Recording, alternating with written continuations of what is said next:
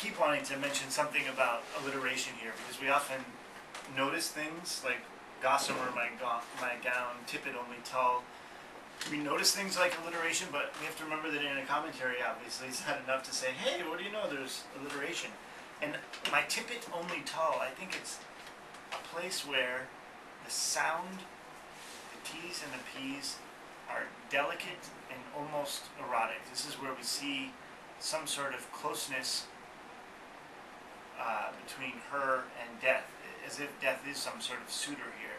And the reason I think it, partly I'm being influenced by my reading of Lolita, in the beginning of that novel that starts off with Lolita, light of my life, or fire of my loins, and it says, Lolita, the sounds trip off the tongue in a certain way, that there is an element with this delicate movement of tongue and lips that I think is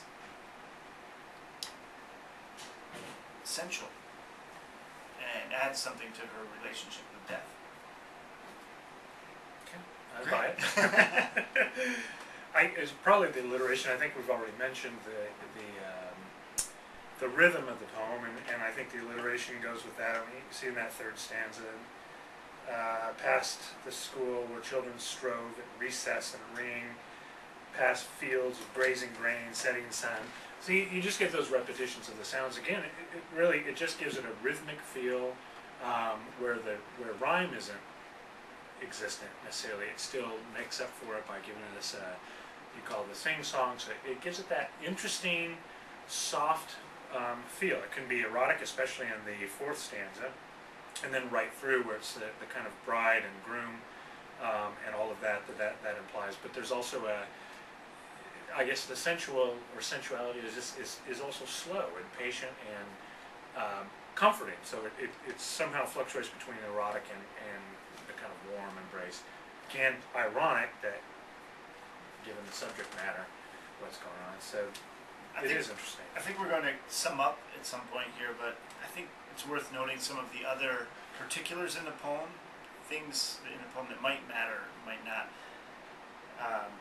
Some of the tensions, even in stanza 3 where she says, we passed the school where children strove at recess in the ring.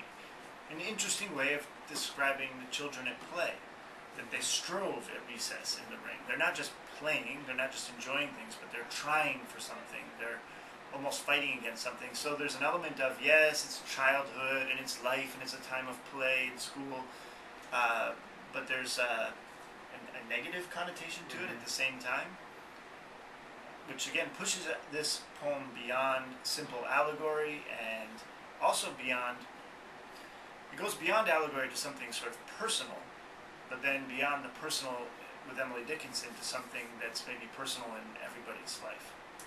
Yeah.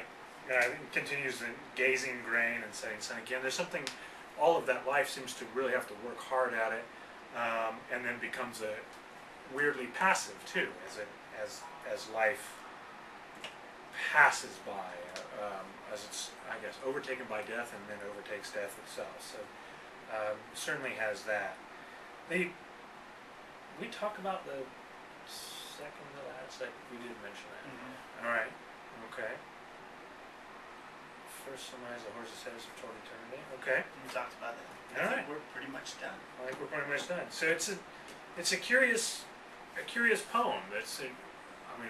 In our reading, again, looking at it, the power of poetry, the power of imagination, that provides an antidote maybe to death, if not literally, at least an ability or a way to, I don't know, react to this kind of overwhelming piece that's able to be rewritten in an interesting way where, I don't know, with the sensuality, the eroticism, and again, just a lyric response to what would really be bad news. All right, I think we're done.